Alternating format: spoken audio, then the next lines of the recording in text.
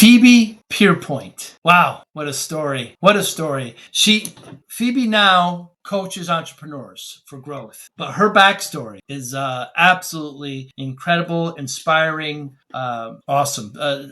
Difficult childhood. She realized in her teenage years that they weren't in the financial position that she was led to believe. She found out that she had to, go to college on her own merit, so she worked hard. Track and field, she ended up getting a scholarship, but then back injury led to surgery. Infection occurred. She had to leave school. Was told just to go on disability, did not worry about it anymore. She refused to do so. Second surgery didn't go well.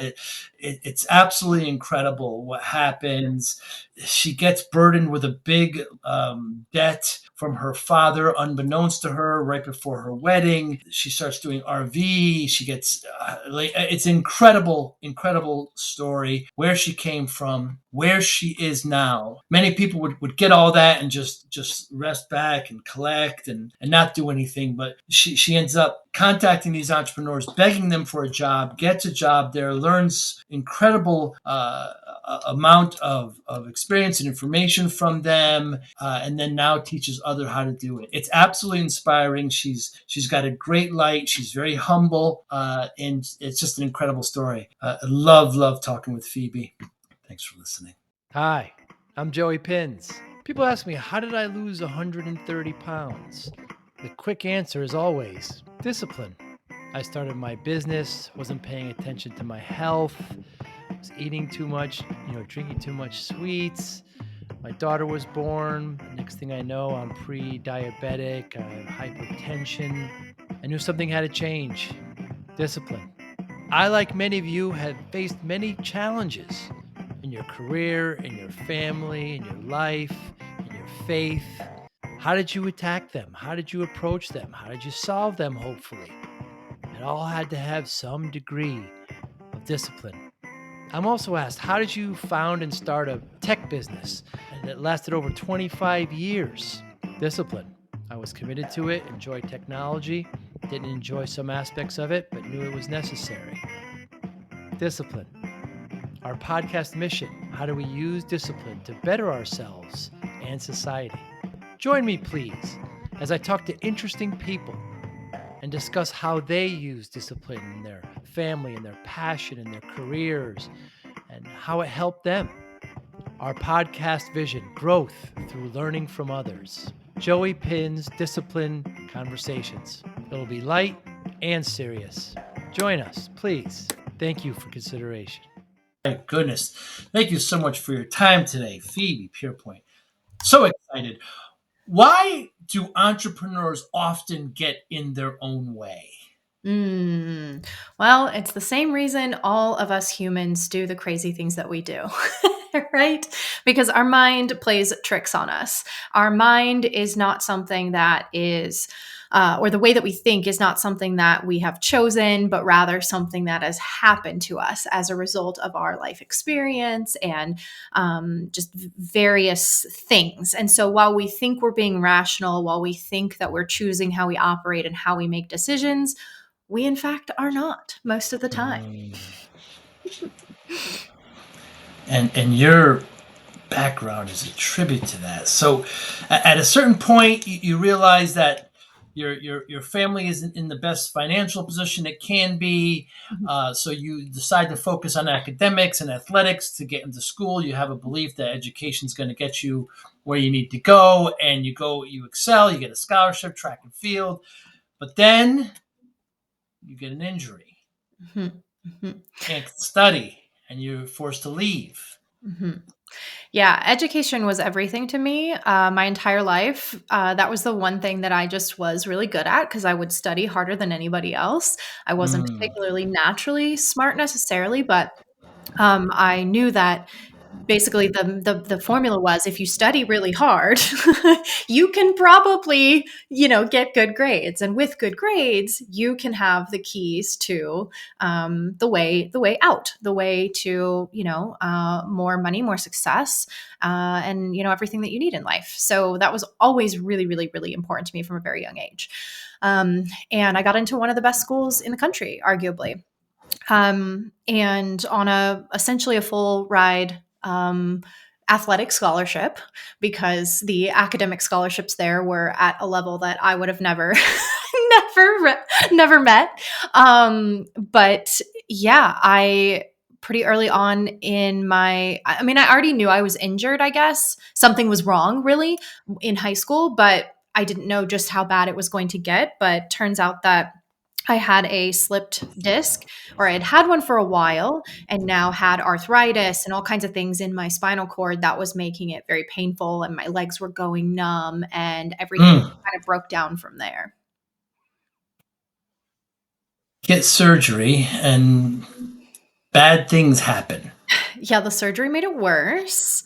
So I recovered from that first surgery. It made it a lot worse because they basically just cut off the part of the disc that was bulging, which means that you have even less support in between your bones. And so then the bones are just rubbing on each other more, and they're pinching the nerves. And at that point, it was just so bad that I couldn't keep up with my schoolwork. I couldn't keep up on the team, which I had been benched for a while at that point. I was on so many medications. I was drinking alcohol with my medications to amplify the effect, which is just bad news, right? So I ended up dropping out of college and moving back home to live at home and see just what we can do, what more further treatments I could get. So all of my dreams went out the window. Sure. And things don't go as planned, as you mentioned before. But then, right.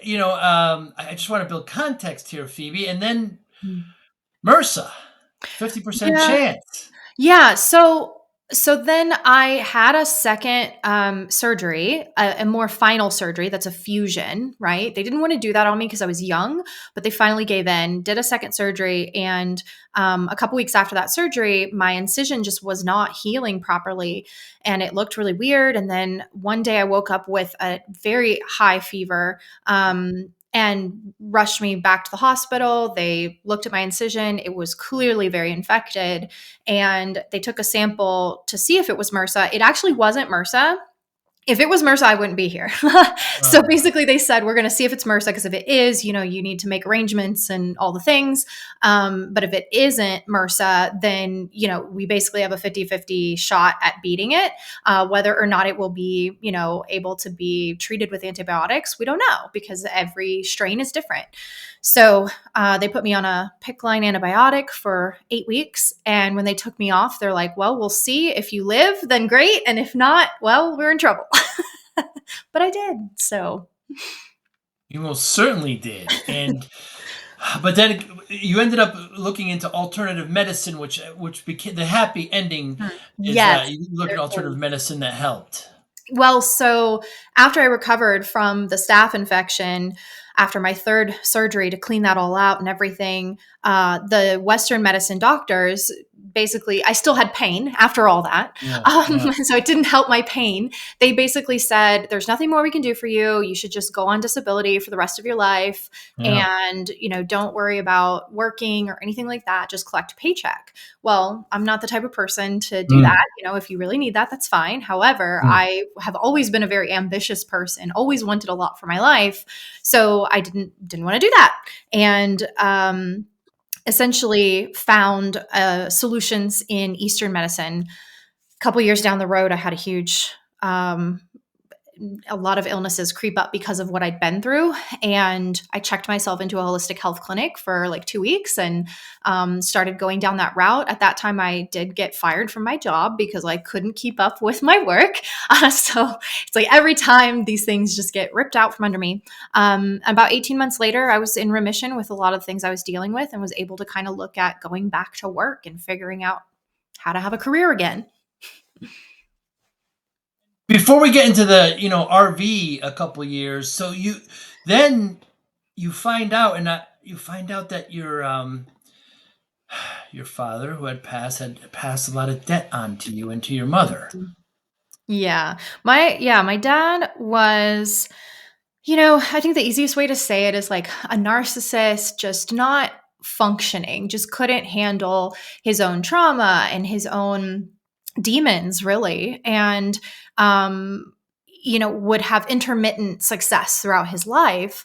And my mom was a stay-at-home mom with us, so she didn't have a whole lot of control over, how that stuff went. And he was just, for a period of time, was not paying taxes. And so that those fees and things were accumulating because he hadn't got caught yet. And once he got caught, I think I was like 21, 22 maybe. I had a warrant out for my arrest because my dad had been filing income under my name and then also not paying taxes on that money.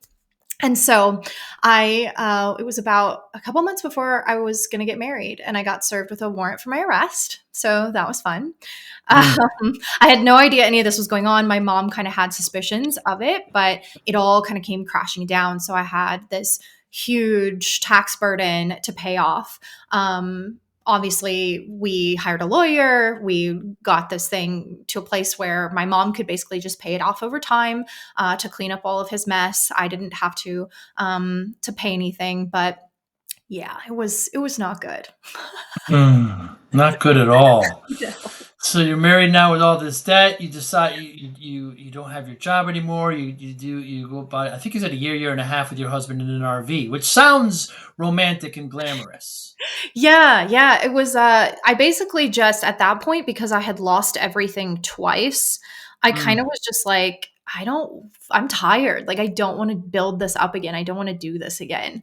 Maybe I can just live a simple life with, no money, very, whatever, just not have to Minimalist. do much. Yeah. The sort of minimalist thing. Yes. So we sold everything. We sold, all of our possessions. We had already gotten rid of our house at that point because of my medical bills and everything, but sold all of our possessions and moved into an RV. And we were just going to travel and stay on BLM land for free and kind of do the RV thing. And this was before it was popular. Right now, it's definitely a thing.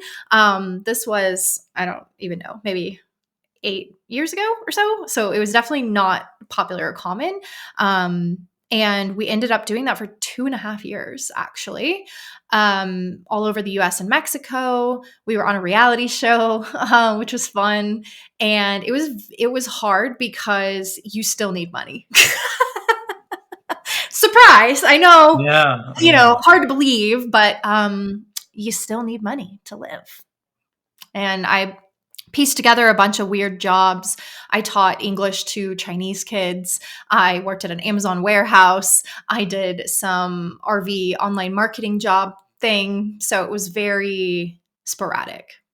You talked about at one point, you said we can't spend any more money until, for another 15 days or something. So you're trying to, it's just amazing what we have to do when we have to do it.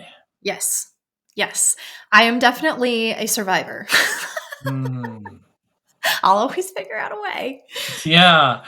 Finally get so frustrated and you find 5 entrepreneurs, you reach out to them, and one ends up hiring you to be pretty much an apprentice. Yeah. I came to the realization that I did want more for myself. And then I knew I was capable of more. I had just been burnt out and tired, and I didn't really know what to do other than the career that I had that I got fired from.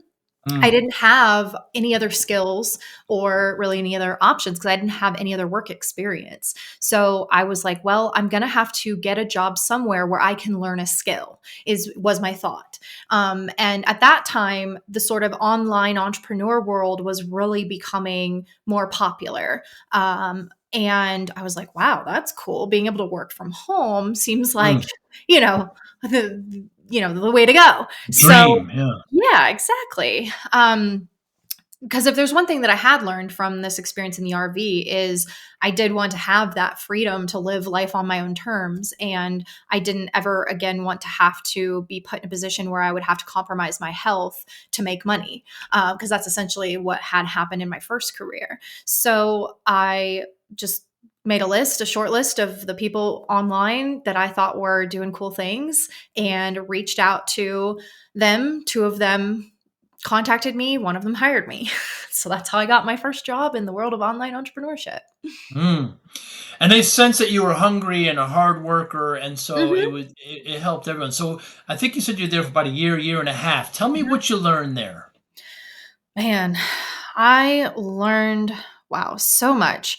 Um, so one of the big things that I had realized was that I'd always relied on my ability to kind of just pick anything up and do decently well at it to get by almost my entire life with sports, with academics. I kind of was able to, if I wasn't good at it, I would be able to get good at it. And I'd always kind of just relied on that.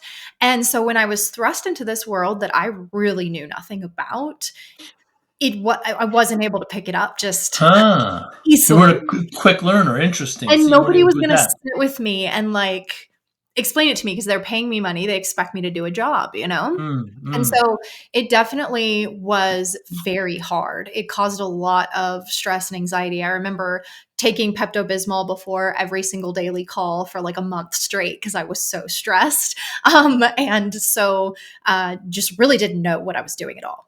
Um, so that was hard. However, the nature of it being a startup was in my favor because kind of no one really knew what they were doing in a different way than me, but it was very kind of chaotic and there was a lot of need for people to just step in and do random things. And I was more than willing to do that. So I definitely found ways to make myself valuable very easily, but it wasn't without a lot of stress.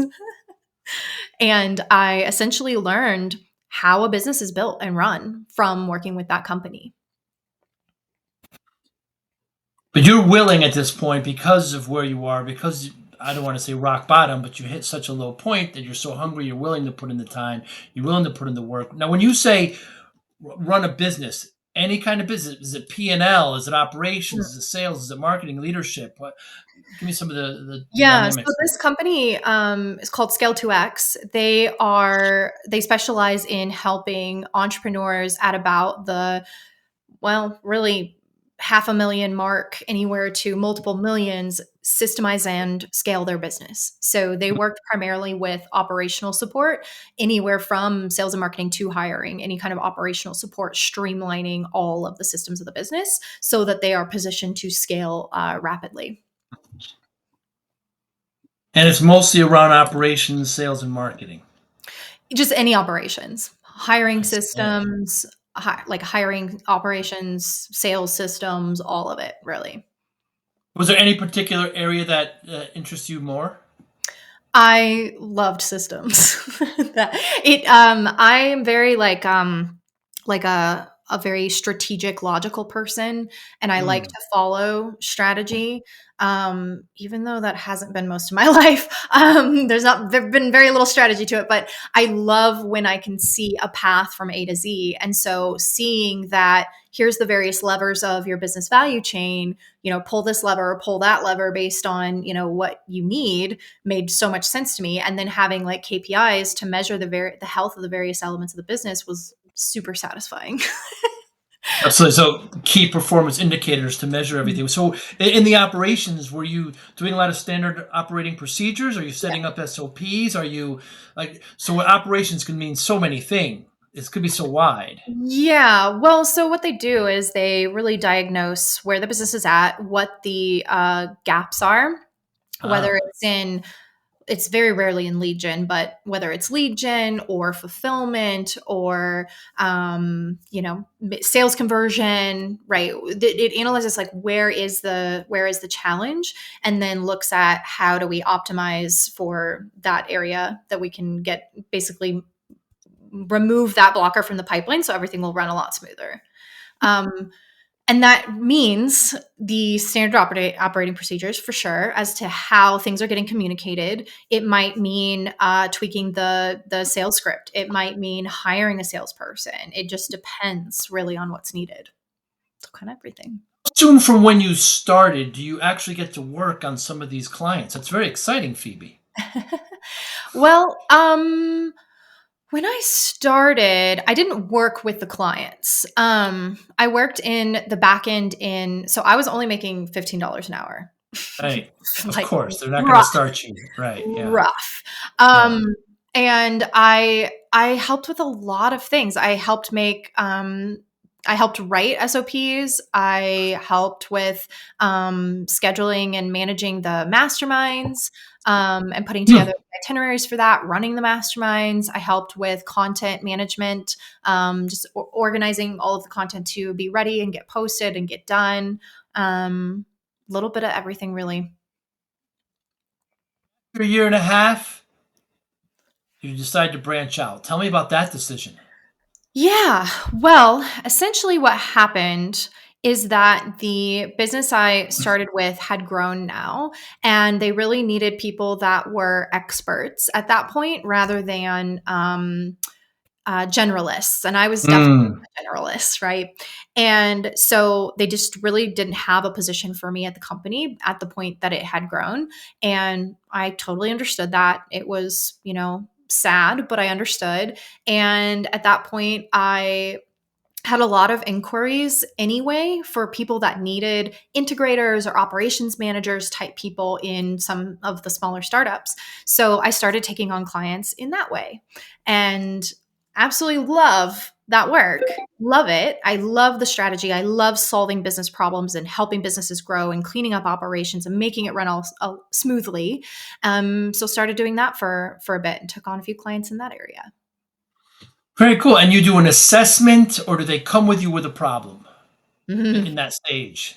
Well, it wasn't very organized. It was kind I of like see. I would just get on these calls with people and I'm like, hey, I could really help you out. They'd pay me, a monthly stipend. I'd go in, I'd look at, where things are at, have a weekly meeting with the CEO, and we'd work through kind of the projects or the challenges of the business, as well as me helping to run the day to day. So helping to hire, helping to manage the VAs, helping to organize events being put on, kind of, again, everything. So this, of course, brings us on to your life architect.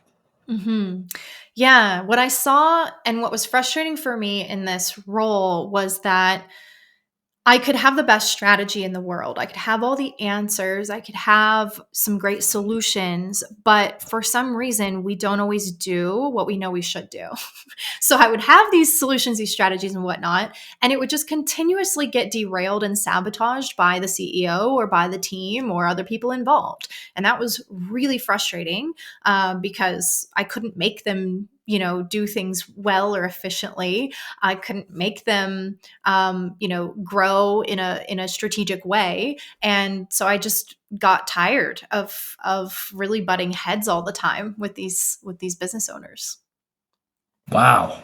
I get that too sometimes when I open up the conversation. It's like, why do they get in their own way? hmm And yeah, a lot of times they say they want to grow and they say Yes. they want to, but then they don't really want to do what it takes. Right. Right. And, entrepreneurs get into entrepreneurship often because they want to do what they want, Mm, which yeah. causes problems. So I I also at that time had been going through a lot of my own personal growth, um, because sort of a lot of the demons from my past started coming up at this time. Entrepreneurship will have a way of doing that to you. Yeah. Once you're Yeah. suddenly in charge, you are also faced with yourself and all of the things that are in the way. It's really hard to lead your own business, And so I started getting help from a coach that was working with me on my own personal growth journey. And I did some therapy and all kinds of things and basically had my own personal breakthrough and of this world of personal development and therapy that I had no idea about ever before. And that was really transformative. And that also made me even more frustrated with the work I was doing because I could see their problems and I couldn't really help them, And Mm. so I made the decision that I wanted to do the personal growth work, the mindset work instead or in addition to the business elements. So I hired a coach to teach me how to coach those things, and went that direction. And that, asking for help it can be very, very hard for people. It can. Yeah. It is for Yeah. me.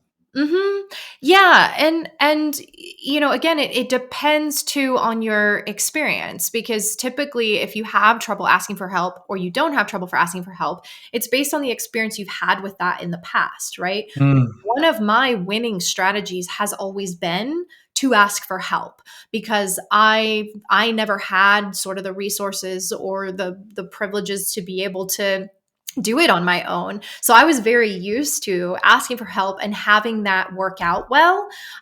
Even just getting hired by some random entrepreneur felt like asking for help to me, Mm, mm, and mm. it had always kind of worked out. So I learned that that was a strategy that I could trust. Whereas other people may have asked for help in the past and it was a disaster, or it was embarrassing or whatever, and they don't learn that as a part of their options. Certainly is. So at this point, do you feel you're an entrepreneur? Yeah, definitely. Yeah. Because you are, but I mean, at the point of you getting that coach. Yeah. Yeah. No, I always had felt like an entrepreneur because I was never good at following the rules or Mm, being okay with like the status quo. yeah. Because I always had a bigger vision than what was put in front of me, and I would always fight that. I have been fired 7 times in my life. Fired or let Mm. go. And I believe that that is primarily because of my inability to really just do what I'm told. Because I'm like, this is What stupid. is You should that? do it this way. And so, how do you help entrepreneurs now? So I help entrepreneurs by helping them see the mindset blocks, the beliefs, and the ways of thinking that are in the way of them being able to get what they want. Mm. And really uncovering that. Because if we really knew, I mean, sometimes we know some things, but we don't really know. We have sort of a surface level idea of it. We may even joke about it, or it's like sort of part of our funny personality.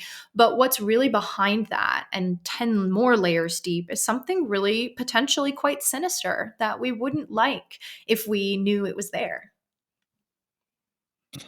But as we talked about in the beginning, sometimes entrepreneurs think they want to grow and think you want to do things, but then it's hard to get action out of them.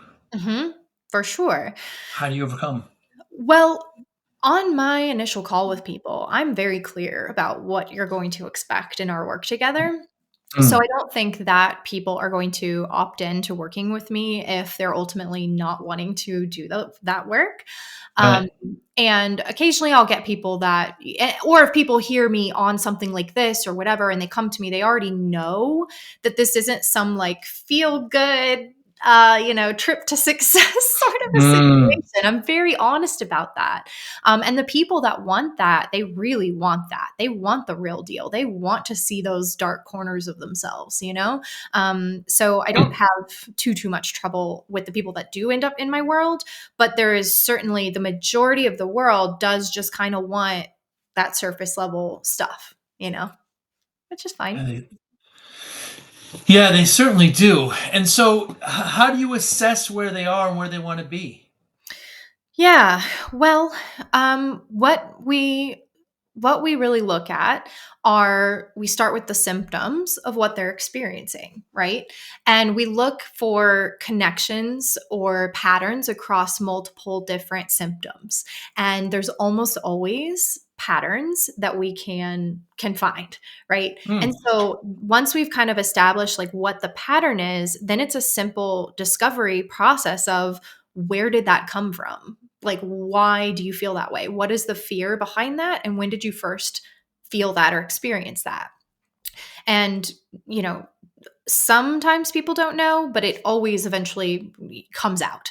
And once we can Mm. identify what the fear is there, the fear or the belief or whatever, then we can start to rewrite that and retrain ourselves to essentially wire our brains differently, Mm. to create different ways of operating in the world and business. You have an assessment on the website that kind of goes through these areas. I took the Mhm. liberty of taking it yesterday, and it's interesting. I take a lot of these assessments, but this was very different. Yeah. Yeah.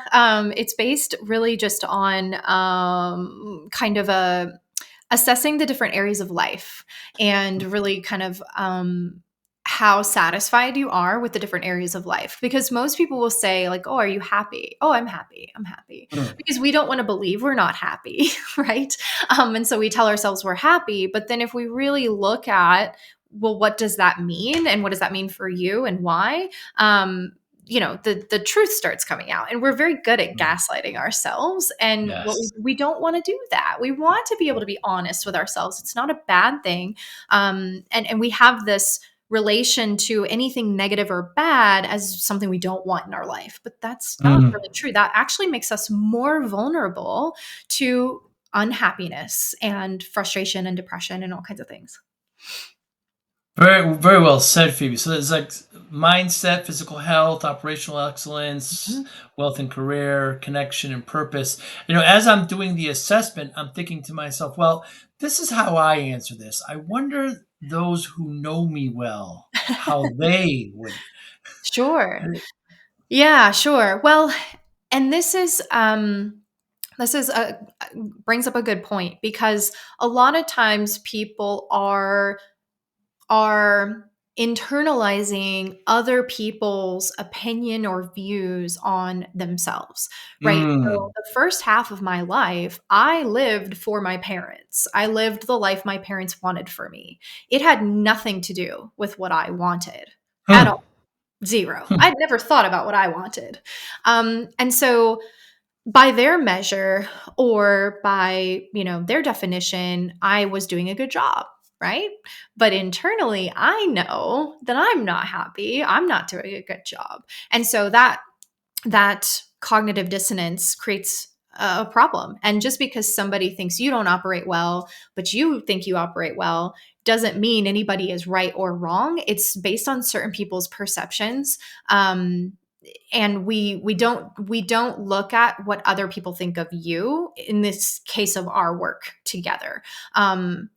That might just be a signal that, like, that person's probably not your person, or as your behavior changes, that person will be happier. But we're not looking at what other people are seeing, because they're seeing it through their lens of their trauma and their ideas about the world. It occurs to me, Phoebe, like when you're talking to a prospect, an entrepreneur, I mean, knowing your journey helps frame who you are. And you got to a point, and the adversity, and you got hungry, and you reached out, and you learned so much. Do you need to know that information about the person you're working with? Well, I do have them fill out sort of I use the word assessment. It's a different type of assessment, but like a form about what they know about themselves. But no, not necessarily, because what we'll do is a symptom will come up, and that's when you dive into looking at, like, where did this first show up? How has this shown up in other areas? But that tends to come out over time. I work with people, most of the people I work with me for an average of 3 years. So I'm going to know everything about you at that point, Right.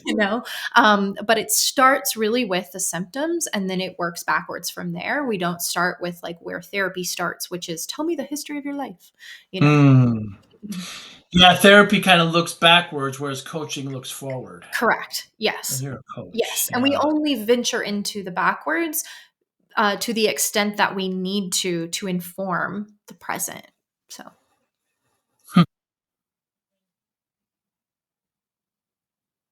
What kind of, through your journey, Phoebe, I mean, what kind of advice, what kind of self-care practices do you advocate now for people listening, anybody, even for myself, for anyone, uh, because you're such a testament to where you were and where you are now? It's a really good question. The biggest thing that I am, and I'm always working on this in myself too. The Yeah. biggest thing I find for entrepreneurs or high achievers is, and this is going to sound terrible, they're not going to want to hear this, but Okay. what the biggest benefit you can have as an entrepreneur high achiever is to actually look at how you can enjoy the present more. We are always looking ahead. And I get it. I Yeah. really Yeah. do. I really, really do. I catch myself in this loop constantly. But the minute that I start to feel down or bummed out or, mildly depressed or anything, it is because I have gotten out of Mm. myself and Mm. started moving into the future again. Right. And we are so susceptible to that as humans, but especially as high achievers. And we can never achieve the future if we are not in the present. Mm. Ever, ever. And I know that sounds counterintuitive, but the key to the future is always, always, always, always, always the present. I smell the roses. Yeah, I mean, I find myself doing the same thing, Phoebe. Just constantly. When this happens, I'll be, that'll be great. When this, and it's just a constant loop. And Yep, another thing I found that I know I suffer from this personally. I don't celebrate victories enough. yep, When yep. you reach a goal, you need to however it may be. It doesn't mean a month trip in Tahiti. It could just mean a great dinner or whatever. But you have to celebrate it. That way, so you just don't pass it by. It's important. Right, right. Well, and the trouble with that is that our minds are always ahead of our physical Mm. results. So by the time we've achieved things in reality, our mind is already 30 steps ahead. Mm. So they're never, unless we could just make things happen instantaneously when we think about it, which we can't yet, then we are always going to be ahead of our physical results. And that in itself presents a problem. Surely does. I heard a great quote recently. The best time to plant a tree is 20 years ago. Right, The second best time is right now. right. Yeah. Yeah.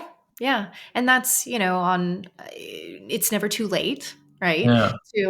But it's going to take 20 years, yeah. So there's actually a lot tied up in that metaphor. Wonder how what happens when you have an entrepreneur and they say all the right things, you onboard them, but then within a couple of months they start showing kind of their true self. The honeymoon is over, and they don't really want to make the changes. Do you have a talk with them? Do you walk away? What happens then? Yeah, it happens, and it's happened a couple times. And Yeah, I'm very direct, as you may have been able to tell. And yeah. I call that out. And they almost always say, I know, you're right. I don't know what's wrong with me. And I'm like, well, it's not that there's something wrong with you, but we need to acknowledge it and be willing to work on it. So how do we work on this? So that becomes the work then instead of whatever we thought we were working on. And so that is also one of the things that's unique about the work that I do, in that what we start working on is almost never what we're working on in a month or 3 months, because what we start working on is just a vehicle to see what we really need to work on. Hmm. Yeah, that's very reflective, and it's interesting to me that should it really just end with entrepreneurs? I mean, you could say the same thing about just leaders generally, just Yeah. direction and people with some kind of authority in general. Well, for sure. And I have worked with quite a few corporate clients or corporate leaders. The reason that I focus on entrepreneurs is because they have more agency over their Mm, business and their life. And it's just more, I can just do more with that, right. So, More flexibility there. Yeah, I could yeah. certainly see that. Yeah. Good. I want to take one trip back. So, are you a full believer in Eastern medicine now? Well, that is a difficult question. One of the ways I like someone once explained it this way, and I really liked it. Um, Western medicine is sort of like the fire, what do you call it? Firemen that come in and they put out the fire in the burning house, right? They hit you with a surgery or a med that fixes whatever is going on. But then what you're left with is like a charred inside, right? Mm, And so mm, then what you need are the carpenters and the electricians and the things that come in afterwards to rebuild everything stronger than before. mm. And so that's kind of how I look at it. Now, Interesting. what I will say as a caveat to that, though, is if you can avoid the firemen in the first place, that's ideal. And that's what I would encourage people to look at. And that is really hard to do because you don't feel the fire. You don't see the like fire Right. danger happening until there's a fire. And so it's very hard to be disciplined enough to avoid those fires from catching on. Yeah, which brings me to my next point. I started my business, my entrepreneurial journey in the 90s, and I was not paying attention to myself, Phoebe, and I was eating way too much, and I was stopped playing soccer and tennis. I was working 14, 16-hour days. You're no stranger to this. And drinking soda and, unhealthy habits, of course. Got myself up to 340 pounds. The doctor says to me, if I don't lose the weight, I'm not going to see my daughter graduate. She had just been born. You just talked about not letting this stuff happen, and your body is so good. I didn't feel like I was 340 pounds. It just adapted. Sure, I was out of breath, but I just got used to it, and when I see pictures of myself now back then, of course the first thing I want to do is elbow my buddies and say, why'd you let me get there, joking, of course, because you don't feel it, and so I took the next 6-7 months, and my daughter's born. This is a change of life here, and I lost a lot of weight, about 130 pounds, and you just losing weight is very tough. You just can't look at it as a finishing line. You got to keep it off. Many of us go back. And people always ask me how, like there's some secret. And I always say discipline. You just mentioned discipline. And that's what I use to get it off. People, there's no secret. I'm not going to tell you anything you don't know. If you want to get it off, you will. And I use discipline. I wonder, given your extraordinary background and your journey, how discipline plays a role in your life then and now. Well, so I like the word discipline and I use it, but ultimately what discipline is a tool to create a new identity. And that identity is going to be what sees you through to permanent results and transformation. So discipline, you could be disciplined forever, but typically people struggle to be disciplined for long periods of time, Certainly. right? So what we want to use discipline to do is create a new way of being. And that's what's permanent. Once you identify with it, there's no going back, unless you decide to want to change it. And that's what we want to tool. Yeah. A tool to create a new identity. Have you always had this view? No. I was muscling everything, and that's why I kept burning out and having lots of health stuff. And no, I just was a really good muscler. Yeah. Well, you're a quick learner and you adapted. I mean, when you were in track and field in high school and then in college, discipline probably meant something very different to you. Yeah. Oh my gosh. The things that Look at you. Yeah, that was rough, Yeah. man. I mean, I was NCAA Division II. It was no joke. Yeah. Yeah. Long practice sessions, dedication, Yep. off-season Broke it work, up. weight Yeah. room. Mhm. Yeah. Very different. Yeah. I don't recommend that as a way of life. I Right. recommend it as a tool to creating the person you want to be. And when you coach entrepreneurs now, does discipline come up? Absolutely. Entrepreneurs struggle with it because, like I said, they got into entrepreneurship so they could do what they wanted. Yeah, freedom. Yeah. And so what I help them to do is look at using discipline temporarily to create a new identity, a new way of being.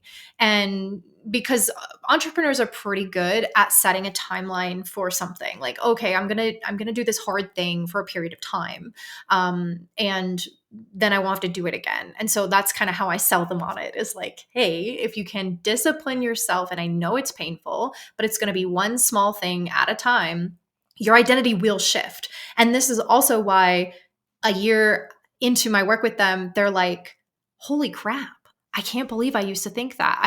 All of these things have happened and I didn't even think about it. I'm like, because it's you now. It's no longer discipline that's driving it. It just is you. And so you don't even realize that you've changed, which is exactly what we want, because that's not hard. That's just you existing. Fascinating perspective. Phoebe Peerpoint, what motivates you? What motivates me? Well, motivation shifts over time. Initially, what motivated me was to be the person that I needed for other people, right? Somebody to be a mentor, a guide, validate my path, help me talk through things. And also because I felt like I had a unique perspective in a way that wasn't really in in the market. Mm. So I wanted to bring my unique perspective to people that resonate with me. I wanted to help people see that they have the power over their health, they have the power over their business, they have the power over their life. A lot of people are stuck feeling like they're at the whim of genetics or the market or, narcissists or evil people in the world or whatever, right? Mm. Mm. The president. And I do firmly believe that you can flourish in any environment that is out there. And we give our power away way too easily to thinking that if this person doesn't win the election, everything's going to shit. Or if that person Mm. in my life, I can't do anything. And we sell ourselves short in that way. And so that was a big motivating factor as well, because if I had listened to the surgeons telling me to go on Mm. disability, well, who knows where I would be, right? Right. If I had listened to, the 2008 market crisis, and now, oh my gosh, no one can make any money and inflation and blah, blah, blah, like I wouldn't even try, right?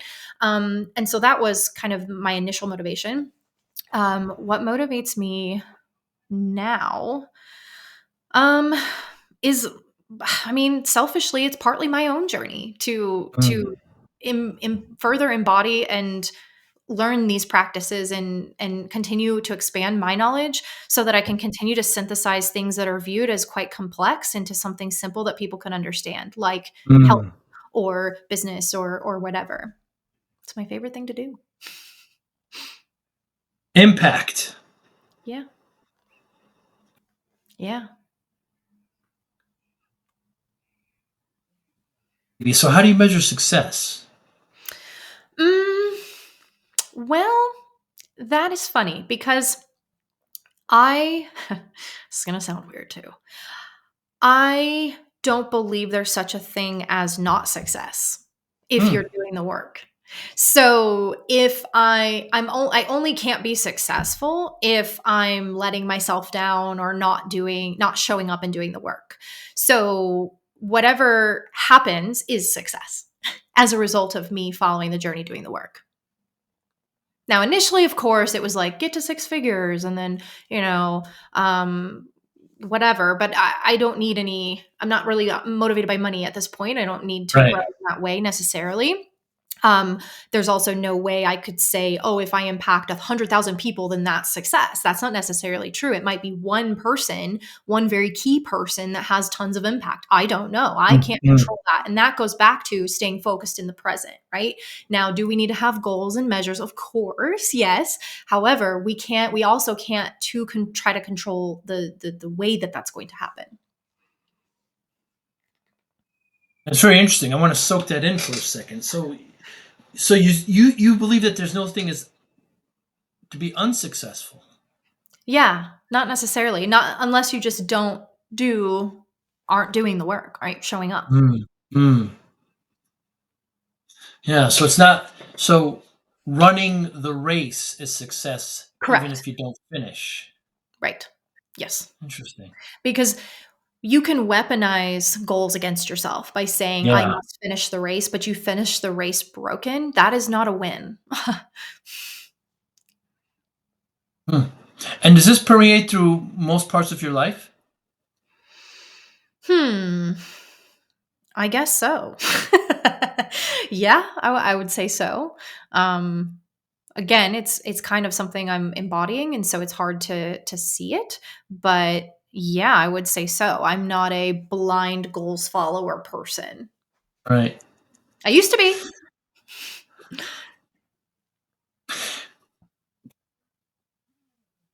On through in your Phoebe. You're still a young lady in my eyes, by the way. But would you change anything? I mean, I'm not really one of those people that's like, I wouldn't change anything for the world because it made me who I am. Obviously, Right. I could design my perfect life. It wouldn't look the way it did. Mm. you know?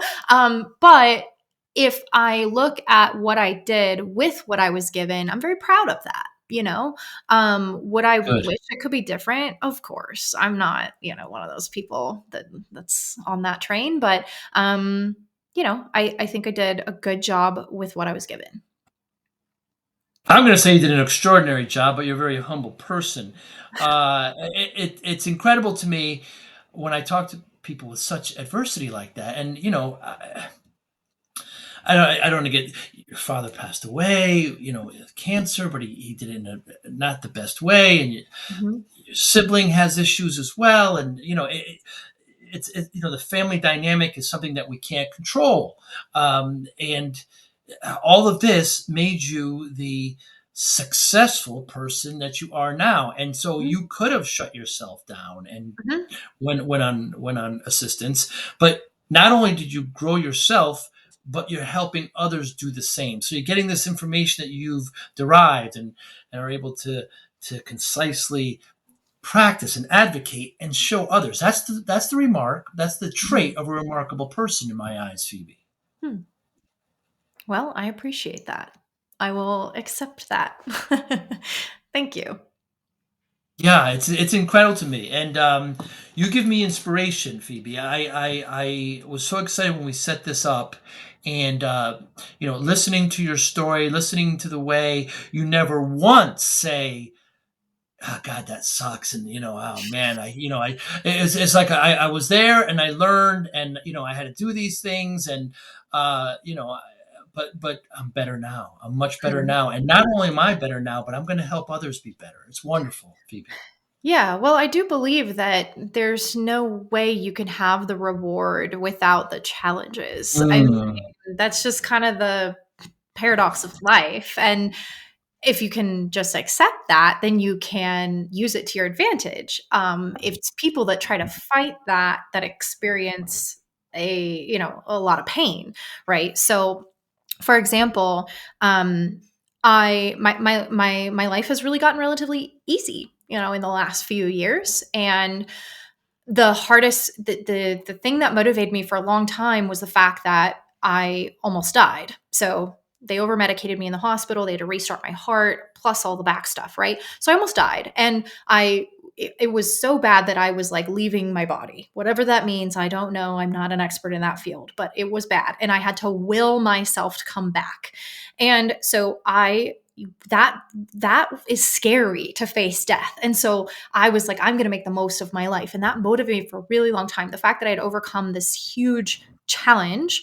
And it's been, uh, 6, 8 years. I don't even know. I'm so bad at time, dates, and times and things.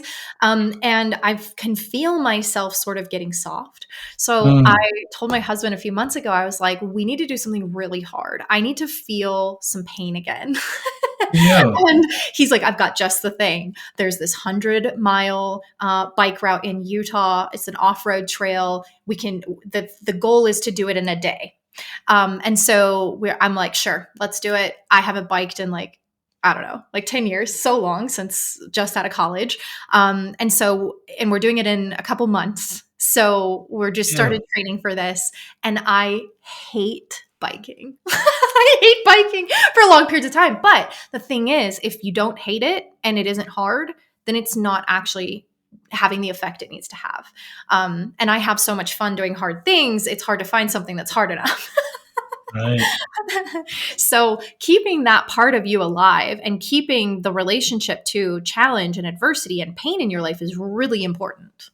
Mm. Bad, but it's really important. And hopefully, Oh it's God, within your control and not things you can't control. that old Jim quote, "No pain, no gain." Yeah. Yeah, it is easy to kind of slip back into that. I was doing triathlons for a while when I was losing the weight, and I love to swim. I tolerate the bike, and I hated the run. Yeah. But I still had to practice them, and uh, yeah, you feel that pain, and it's all Hmm. worth it. All Yeah. worth it. Because so many people are motivated or think they're motivated by eliminating pain, which is impossible. And they set themselves up Mm, for an impossible journey mm. where you have to look at it as like a part of the process, as data, as, life lesson. If you're looking as that as the measure of success of how much pain you don't have or are avoiding, well, that's not a good place to be. Yeah, yeah. Gotta, I'm from the East Coast. They say, don't live in New York City too long, you'll get too hard. And they say, Mm. don't live in California too long, you'll get too soft. So, Yeah, I I kind of love have the that. both. Yeah, I kind of have the Spend a both. lot of time in both places. Yeah. Me too. Me too. Me too. Phoebe, thanks again so much. Anybody listening, how can we get in touch with you? Yeah, so I am pretty low key. I don't do much online, but I will respond to you if you send me a message on Instagram. My handle is uncage_me. You can send me a message. Happy to chat with you. Always open to jumping on a call with somebody. So I'm pretty low key. Very good. And then, yeah, of course, you're on LinkedIn. I'll put all those in the show notes as well. And thank you so much for your time, Phoebe. You be well. If I'm in the greater area there in the Midwest where you are, perhaps we can all get a cup of coffee together. Perfect. I'd love that. Thank you You so be much. well. Have a great day. Bye. Thank you for listening and or viewing Joey Pinz Discipline Conversations. Please share this episode with one or two of your friends who you think may benefit from the episode. Our website, www.joeypins.com.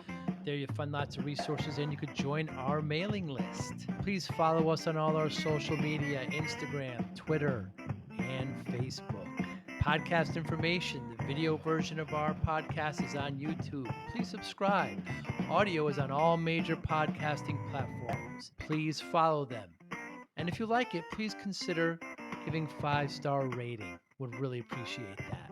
Would you like to financially support the podcast? You can go to our Patreon site. Consider $5, $10, or $20 a month. There's all kind of plans that we have there.